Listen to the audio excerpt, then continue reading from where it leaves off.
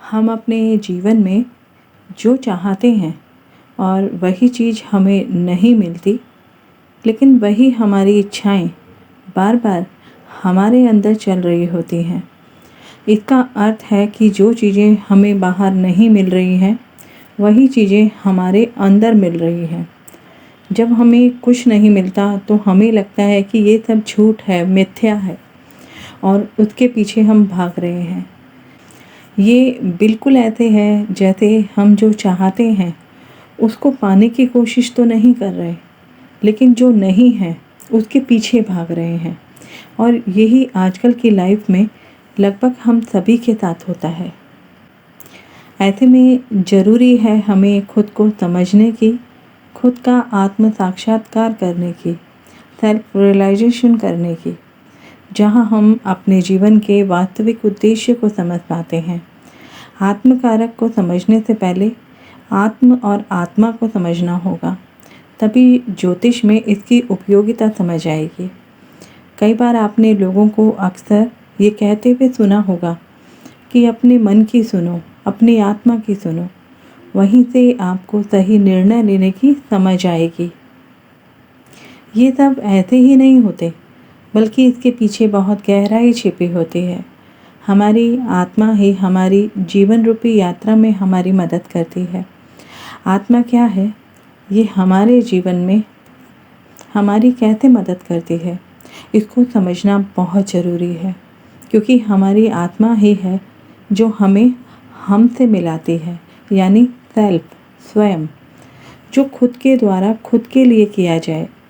जैसा कि कुंडली में हमारा लग्न होता है, जो हमारी फिजिकल अपीयरेंस को बताता है कि हम कैसे हैं और अपने लिए क्या कर सकते हैं। आत्मा का तो वैसे भी हम जानते हैं कोई अर्थ हो ही नहीं सकता। आत्मा अजर है, अमर है, ये किसी के कंट्रोल में नहीं है। उसका काम है व्यक्ति विशेष से केवल शारीरिक और मानसिक श्रम करवाना, जो आत्मा उस व्यक्ति से करवाना चाहती है, या जो भी कर्म वह आत्मा इस जन्म में व्यक्ति के लिए लेकर आई है। आत्मा एक टीचर की तरह काम करती है, ताकि हम अपने जीवन में कुछ अचीव कर सकें, कुछ डेवलप कर सकें। आत्मा एक शब्द ना होकर आत्मन होता है, लाइट ऑफ योर सेल्फ। जो आत्मा आपके मन के साथ, आपके कर्मों के साथ काम करती है, उसे हम आत्मन और कर्मन का नाम देते हैं। Soul is the spark of light. हम कई बार किसी भी काम को करने के लिए कहते हैं ना कि हमारी आत्मा इस काम को करने के लिए अलाउ नहीं कर रही है। That means our soul lives in our heart and that is heart chakra. जब हम डीप मेडिटेशन करते हैं तब हमें महसूस होता है कि एक छोटी सी कोई वाइट कलर की लाइट हमें दिख रही है। क्या आपने कभी सोचा है वो क्या है और उसका कलर वाइट क्यों है? देखिए, जो लोग मेडिटेशन करते हैं वो इस बात को बहुत अच्छे से समझ सकते हैं। क्या आपने कभी सोचा है रेनबो में 7 कलर क्यों होते हैं? और इतने ही कलर हमारे शरीर के चक्र में होते हैं, यानी कि 7। उनमें वही कलर होते हैं जो रेनबो में होते हैं, यानी red, orange, yellow, green, blue, indigo and violet. हर एक कलर का अपना अलग अलग इम्पोर्टेंस होता है। लेकिन क्या आपने कभी नोट किया है, इनमें ब्लैक कलर नहीं है, ना तो रेनबो में है और ना ही हमारे चक्रात में है, जबकि ब्लैक कलर हम में से बहुत से लोगों का फेवरेट कलर भी होता है। इसको समझना वाकई में बहुत मुश्किल है। ईश्वर की बनाई इस खूबसूरत दुनिया में बहुत कुछ ऐसा है जो हमारी समझ से परे है, लेकिन ज्योतिष भी इतनी ही खूबसूरत है जो वास्तविकता को समझने में हमारी मदद करती है। देखिए, मैं अपनी समझ से आपको बताने की कोशिश करती हूँ कि ऐसा क्यों है। जिस तरह दिन और रात कभी नहीं मिलते, अच्छे और बुरे में भी उतना ही फर्क होता है। गुण और अवगुण भी एक दूसरे से कभी एक जैसे नहीं होते। उसी तरह ब्लैक कलर और वाइट कलर भी कभी एक नहीं हो सकते। ये वाइट कलर हमारी आत्मा है, जिसमें प्योरिटी के अलावा कुछ नहीं होता, और ब्लैक कलर में कोई और कलर जुड़ नहीं सकता। उसी तरह हमारी आत्मा जो वाइट कलर की है, यानी कि ट्रांसपेरेंट है, जिसमें पॉजिटिविटी होती है। उसके आसपास 7 जो दूसरे कलर का आवरण होता है, जिससे हमारी आत्मा को सुरक्षा मिलती है, और इसी को हम ऑरा भी कहते हैं। और ब्लैक कलर जिसमें नेगेटिविटी होती है, नकारात्मक चीज़ें होती हैं। ये कलर हमारी आत्मा को, जिसका कलर वाइट या ट्रांसपेरेंट है, उसे अपने रंग में ना रंग ले। इसलिए ब्लैक कलर और वाइट कलर के बीच में इतने सारे कलर्स का आवरण होता है जो कभी नहीं मिल सकते, और अगर मिल भी गए तो वाइट कलर रूपी हमारी आत्मा दूषित हो जाएगी, जिसका असर हमारी मानसिकता पर पड़ेगा, हमारे विचारों पर पड़ेगा। और यही ब्लैक कलर मटेरियलिस्टिक लाइफ है और वाइट कलर स्पिरिचुअल लाइफ है। और हमारी आत्मा जैसा व्यवहार करेगी, हमारा जीवन उसी तरफ चला जाएगा। आत्मा और आत्मकारक के बारे में जितना भी कहो उतना ही कम है। मैं इसके बारे में बहुत कुछ कह सकती हूँ क्योंकि टॉपिक ही इतना इंटरेस्टिंग है। आत्मा के बारे में तो हमने इतनी सारी बात करी है, और आत्मकारका के बारे में भी समझना उतना ही ज़रूरी है। आत्मा का अर्थ हमने समझा, यानी आत्मन, और कारक का अर्थ होता है फैक्टर, जिसके माध्यम से कोई काम होता है। एक आत्मा का पुनर्जन्म होता है क्योंकि उसकी अधूरी इच्छाएं होती है जो पिछले जन्मों में अधूरी रह जाती है, और उन्हें पूरा करने का एक और अवसर पाने के लिए वह फिर से जन्म लेती हैं। ये इच्छाएं क्या हैं? क्या वे पूरे होंगे, या आप उन्हें पूरा करने के लिए कितना संघर्ष करोगे? ये आत्मकारक ग्रह के द्वारा जाना जा सकता है। जैमिनी ऋषि के बारे में हम सभी जानते हैं कि वो एक प्राचीन भारतीय विद्वान थे जिन्होंने हिंदू दर्शन के मीमांसा स्कूल की स्थापना की थी, और वो ऋषि पराशर के पुत्र हैं और ऋषि व्यास के शिष्य हैं। वैदिक ज्योतिष को ग्रुप ऑफ स्क्रिप्चर कहा जा सकता है, जो वैदिक काल या उसके आसपास शोध में आया या फिर पनपा था। इसकी बहुत सी शाखाएं हैं, जैसे पराशरी, जैमिनी, नाड़ी आदि। एक तरह से पराशरी, जैमिनी और नाड़ी सभी वैदिक ज्योतिष शास्त्र का ही हिस्सा है, लेकिन सभी की बैकग्राउंड और जो रूल्स हैं वो अलग अलग हैं। ये दोनों काफ़ी समान भी हैं और काफ़ी डिफरेंट भी हैं। समान इसलिए हैं क्योंकि उनके जो मूल नियम हैं वो एक जैसे हैं। उनकी राशियाँ, ग्रह और उनकी जो गणनाएं होती हैं वो बदलती नहीं हैं। ये प्राचीन भारतीय ज्योतिष की रूट से ही निकले हैं, लेकिन वो फिर भी डिफरेंट है, क्योंकि पराशर की ज्योतिष जो है वो हाउसेस और भावों पर आधारित है, जहाँ हाउसेस सबसे महत्वपूर्ण भूमिका निभाते हैं और अपने परिणाम देते हैं, और उनकी दशा लॉर्डशिप पर आधारित होती है, चाहे वो अष्टक वर्ग हो, विंशोत्तरी हो या फिर कुंडली की व्याख्या हो। सब कुछ कुंडली के हाउसेस के ऊपर ही डिपेंड होता है। जबकि जैमिनी में राशियाँ सबसे इम्पॉर्टेंट होती हैं। राशियों की दशाएं होती हैं, राशियाँ ही परिणाम देती हैं, और राशियों के एस्पेक्ट होते हैं, यानी कि उनकी दृष्टियाँ होती हैं। ये सही है कि पराशर एस्ट्रोलॉजी के सिस्टम को इसकी सरलता के कारण प्रमुखता मिली है, जो ज्योतिष के अन्य सिस्टम में नहीं है। जबकि जैमिनी एस्ट्रोलॉजी के सिस्टम को इसलिए भी नज़रअंदाज किया जाता है क्योंकि ये थोड़ी सी जटिल है, कॉम्प्लिकेटेड है। जैमिनी एस्ट्रोलॉजी में चर कारक का प्रयोग किया जाता है, जबकि पराशरी एस्ट्रोलॉजी में स्थिर कारक का प्रयोग किया जाता है। जैमिनी एस्ट्रोलॉजी में राशियाँ एक दूसरे पर दृष्टि डालती हैं, जबकि पराशरी में ग्रह एक दूसरे पर दृष्टि डालते हैं। सभी कुंडलियों में सूर्य नेचुरल आत्मकारक का होता है। आमतौर पर जब हम व्यक्तिगत आत्मकारक की बात करते हैं तो हमारा मतलब चर आत्मकारक से होता है। चर का मतलब होता है चल, मूवेबल, और 8 ग्रहों यानी सूर्य, चंद्रमा, मंगल, बुध, बृहस्पति, शनि और राहु, इनमें से कोई एक जन्म कुंडली में अपनी डिग्री के आधार पर आत्मकारक की भूमिका निभा सकता है। जिस ग्रह की डिग्री सबसे ज़्यादा होती है उसे जैमिनी में चर आत्मकारक माना जाता है। हालांकि कुछ एस्ट्रोलॉजर राहु केतु को इसमें शामिल नहीं करते। वो राहु को आत्मकारक नहीं मानते, वो केवल 7 ग्रहों का उपयोग करते हैं। जबकि अन्य राहु सहित 8 का उपयोग भी करते हैं। लेकिन राहु केतु अपनी निरंतर वक्री गति के कारण उनकी डिग्री की जो गणना है वो 30 डिग्री से घटा करके की जाती है। हालांकि अन्य जो वक्री ग्रहों की गणना है वो सामान्य तरीके से की जाती है। जैसे अगर उदाहरण के लिए हम समझें, यदि किसी चार्ट में राहु केतु 15 डिग्री और 24 मिनट के हैं तो आप इसे 30 में से घटाएंगे तो जो रिमेनिंग डिग्री होगी वो 14 डिग्री 36 मिनट की होगी। अगर ये डिग्री किसी दूसरे ग्रह से अधिक है तो राहु को आत्मकारक माना जाएगा। मोक्ष के कारक के रूप में केतु चर कारक नहीं माना जाएगा, क्योंकि हम जानते हैं केतु को मोक्ष कारक माना जाता है और हम ऐसा भी मानते हैं कि ये आत्मा की मंजिल का अंतिम लक्ष्य है। इसलिए केतु को जेमिनी एस्ट्रोलॉजी में आत्मकारका की भूमिका नहीं दी जा सकती।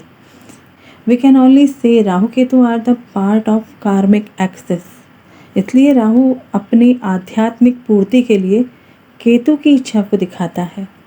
राहु पिछले जन्मों और अधूरी इच्छाओं से बहुत स्ट्रांग रूप से जुड़ा होता है।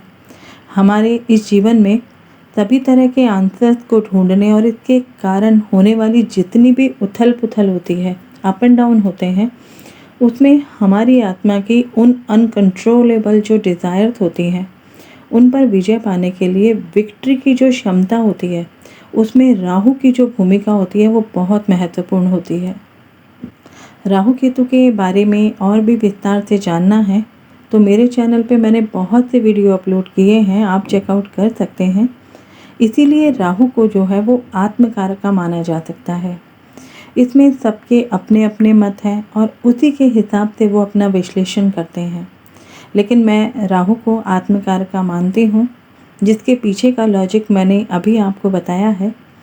इसे और डिटेल में समझने के लिए आप वीडियो को बार बार सुनिए तो आपको आराम से समझ में आ जाएगा। बहुत इंटरेस्टिंग टॉपिक है ये जेमिनी एस्ट्रोलॉजी का, जो मेरा फेवरेट भी है। आत्मकारका हमारे अंदर की आत्मा को रिप्रेजेंट करता है, लेकिन कभी कभी इसका जो आउटर एक्सप्रेशन है वो हमेशा आध्यात्मिक स्पिरिचुअल नहीं लगता। हम इच्छाओं की इस भ्रम वाली प्रकृति में, इसके नेचर में बह जाते हैं और सोचते हैं कि इस वर्ल्डली डिज़ायर को पूरा करना ही हमारी सोल की इच्छा है। लेकिन ये समझना उतना महत्वपूर्ण है जितना कि वर्ल्डली डिज़ायर की पूर्ति आत्मा की प्योरिटी पर भी डिपेंड करता है। आत्मा इच्छाओं के चक्र में ऐसे ही चलती रहती है, क्योंकि भौतिक इच्छाओं यानी कि मटेरियलिस्टिक डिज़ायर जो होती हैं वो बढ़ती जाती हैं और ये इच्छाएं कभी पूरी नहीं होती। हमारी आत्मा की सच्ची इच्छा क्या है, इसे समझकर इस चक्र से बाहर निकलकर आत्म साक्षात्कार यानी सेल्फ रियलाइजेशन, सुख और शांति प्राप्त करना ही आत्मा का उद्देश्य होता है।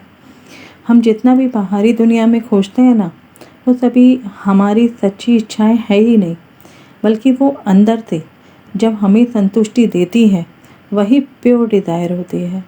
और यही आत्मा का मेन संघर्ष होता है, जो दोनों के बीच का अंतर करना होता है। और जब अंतर करने में असमर्थता होती है तो इसी कारण ये बार बार जन्म लेती है। और इसीलिए जेमिनी एस्ट्रोलॉजी में आत्मकारक ग्रह की बहुत महत्ता है। इसे अगर समझ लिया तो वर्तमान जीवन का उद्देश्य भी समझ में आ जाता है। मेरे पास ऐसे बहुत से केस आते हैं जो अक्सर इसी उलझन में रहते हैं कि मेरा जन्म क्यों हुआ है, इस जन्म का मेरा उद्देश्य क्या है, इस जन्म में मैं ऐसा क्या करूं जिसका इम्पैक्ट मेरे भविष्य में मुझे मिले, या फिर मैं ऐसा क्या करूं कि पास्ट लाइफ के सभी बुरे कर्म खत्म हो जाएं और मेरी आगे की जीवन रूपी यात्रा सुखमय गुजरे। ये नॉर्मली हम सभी के मन में सवाल आते हैं, तो ज़रूरत होगी आपको अपने आत्मकारक ग्रह को समझने की, उसके उद्देश्य को समझने की। पराशर में सभी कुंडलियों में सूर्य को आत्मकारक माना जाता है, लेकिन जेमिनी में ऐसा नहीं है। इसमें जिस ग्रह की डिग्री सबसे ज़्यादा होगी वही आत्मकारक ग्रह बन जाता है। उसी ग्रह से आप अपने सभी सवालों के जवाब भी पा सकते हो। आपकी कुंडली में कौन सा ग्रह आत्मकारक है और वो आपके जीवन पर क्या प्रभाव डालेगा, इसे समझने की कोशिश करते हैं। सूर्य जब आपकी कुंडली में आत्मकारक होता है तो व्यक्ति के मुख पर तेज होता है, लोगों में अपनी एक अलग छाप ऐसे व्यक्ति छोड़ देते हैं और लोग बार बार उनसे मिलना पसंद करते हैं। उनकी वाणी में एक पावर होती है, व्यक्ति विवेकशील होता है, साथ ही इनकी जो मेमोरी होती है वो बहुत अच्छी होती है। कोई भी बात वो आसानी से भूलते नहीं हैं। समाज में इनका मान सम्मान होता है और अपने मान सम्मान के लिए ये काफ़ी संवेदनशील होते हैं। अपनी सेल्फ रिस्पेक्ट के लिए ऐसे व्यक्ति कुछ भी कर सकते हैं। अपमान तो कभी नहीं भूलते। लीडरशिप क्वालिटी वाले होते हैं, साथ ही थोड़े इगोइस्टिक भी होते हैं। चंद्रमा की बात करें कि अगर आपकी कुंडली में चंद्रमा आत्मकारक है तो ऐसे व्यक्ति सौम्य प्रकृति के होते हैं, सभी के लिए फ्रेंडली होते हैं, हर समय सभी की मदद करना उन्हें पसंद होता है। उनकी आंखों में चंचलता और वाणी में मधुरता होती है। उनका मन हमेशा अस्थिर रहता है या फिर फिकल माइंड होते हैं, छोटी छोटी बातों को दिल से लगा लेते हैं, लेकिन उसके लिए कुंडली में चंद्रमा की स्थिति भी निर्भर करती है। ऐसे व्यक्तियों की सोच हमेशा कहती है कि जैसा मैं दूसरों के लिए हूँ वैसे लोग मेरे लिए क्यों नहीं हैं। इनकी सोच चंद्रमा के वैनिंग और वैक्सिंग स्टेट के कारण हर समय बदलती रहती है। मंगल के आत्मकारक होने पर व्यक्ति का जो फिजिकल अपीयरेंस होता है वो अट्रैक्टिव होता है, स्ट्रॉन्ग बॉडी होती है। व्यक्ति निर्णय लेने में कुशल होते हैं, लेकिन साथ ही इम्पल्सिव भी होते हैं, हर समय कुछ करने के लिए रेडी रहते हैं जिससे उनके कार्यों में उनको सफलता मिले। अपने एग्रेसिव और वायलेंट नेचर के कारण ऐसे व्यक्ति कई बार अपना नुकसान भी कर लेते हैं, क्योंकि कुछ पाने की इच्छा में ये देखते ही नहीं है कि वो कर क्या रहे हैं। बुध के आत्मकारक होने पर व्यक्ति जो है वो बुद्धिमान होता है, इंटेलिजेंट होता है। इनकी कम्युनिकेशन स्किल बहुत अच्छी होती है, किसी भी चीज़ को बहुत आसानी से समझ लेते हैं। ऐसे व्यक्तियों में सीखने की एक अलग ही क्षमता होती है, या कह लो they have thirst of knowledge. जहाँ से भी जो मिला उसको सीखने की ये पूरी कोशिश करते हैं। व्यवहार कुशल होते हैं, बातचीत में चतुर होते हैं। हर व्यक्ति इनको समझ नहीं सकता कि ये कब किसके साथ क्या करेंगे। गुरु आत्मकारक होने से व्यक्ति का जो झुकाव है वो अपने परिवार और अपने प्रति ज़्यादा रहता है। व्यक्ति तर्कशील और विद्वान होता है। इनकी वाणी में गंभीरता होती है, ज्ञान होता है। ऐसे व्यक्ति समाज में सामाजिक कार्यों में लगे रहते हैं। समाज में प्रतिष्ठित और उच्च अधिकारी भी बनते हुए इन्हें देखा गया है। ऐसे व्यक्तियों में कभी कभी दार्शनिकता के अलावा सख्त टीचर भी देखा जाता है। उन्हें लगता है कि इस समाज में रहकर व्यक्ति को हर कार्य अपनी सीमा में रहकर करनी चाहिए, किसी भी नियम की अवहेलना नहीं करनी चाहिए, और इनका उद्देश्य हमेशा समाज में भलाई के लिए ही होता है।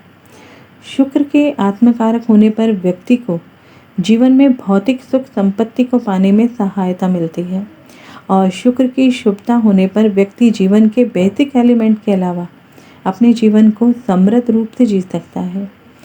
शुक्र के आत्मकारक होने पर व्यक्ति जो है वो आकर्षक व्यक्तित्व वाला होता है।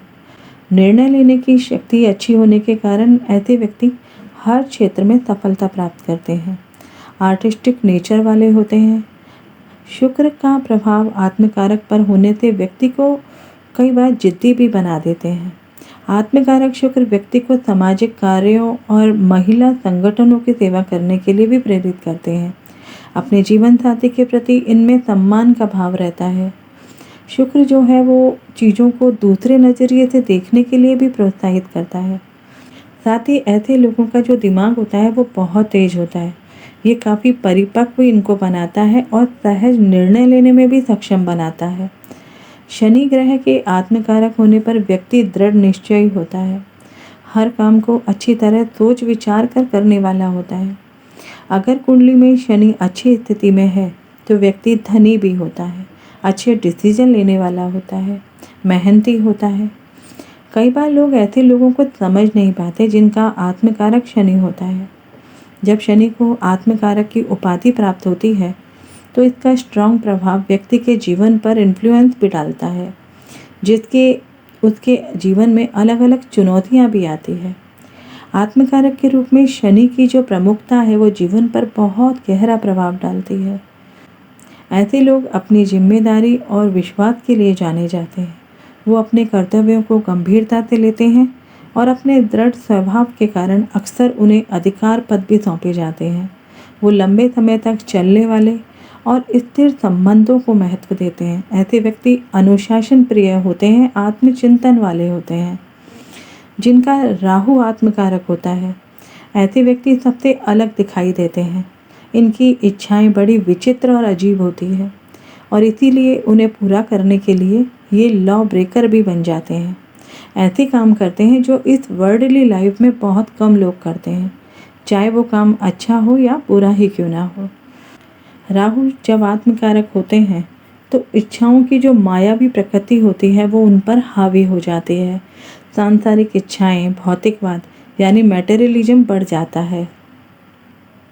राहु को वैदिक ज्योतिष में एक छाया ग्रह के रूप में जाना जाता है, जो इच्छाओं, जुनून, भ्रम और सांसारिक मोह से जुड़ा हुआ होता है।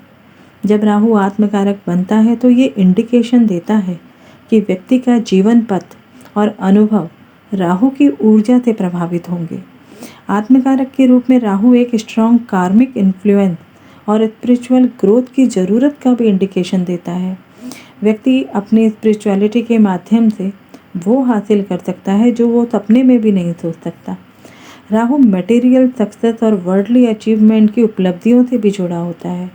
जब ये आत्मकारक होता है तो व्यक्ति में सफलता के लिए स्ट्रॉन्ग डिज़ायर होती है और वो अपने मटेरियल गोल को पाने के लिए महत्वाकांक्षी भी हो सकता है। राहु आत्मकारक के रूप में सबसे ज़्यादा इम्पॉर्टेंट होता है, इसीलिए इसके आत्मकारक के स्वरूप को समझना बहुत ज़्यादा ज़रूरी है, क्योंकि ये भ्रम की स्थिति भी जीवन में लेकर आता है। इसलिए कुंडली में इसकी स्थिति को देखना बहुत ज़्यादा ज़रूरी है। इस तरह आप अपनी आत्मा के उद्देश्य को समझ सकते हो, क्यों हमारी आत्मा बार बार जन्म लेती है, और हम ज्योतिष से कैसे समझ सकते हैं कि वर्तमान जन्म में हमारी आत्मा, हमारी सोल हमसे क्या करवाना चाहती है। हर ग्रह आत्मकारक के रूप में हमारे वर्तमान जीवन में हमें क्या समझाना चाहते हैं।